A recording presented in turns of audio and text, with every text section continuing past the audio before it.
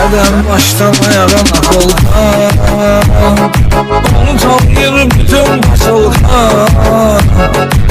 Sigara gözüne kara, giyimi kara, özü de kara, belediyemin oydama oğlan. Başına koyur vasmi baba, belli yarım metre zaten var, buz koyzama oğlan. Şişim şahsiyeti var, her tarafta hürmet var, çözülüp basın oydama oğlan.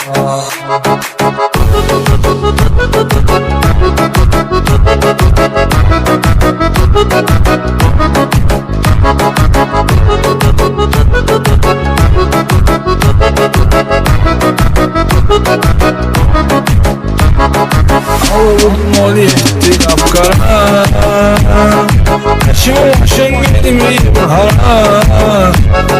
Yılları bir çizandı yer sür kaldırır teşer, teşer teşer olsun o zaman. Başına koyur vasmi baba, belli yarım metre zaten var, buz koy zaman. Şişim şahsiyeti var, her tarafta hürmet var, çözülüp basın oydama. Şerbeti şerbet sözü sözdü, bütün alıştıklarım düzdü. Şerbeti dinleyin yatırır sokunu, yatırır sade burası oydama. Başına koyur vasmi baba, belli yarım metre zaten var, buz koyzama.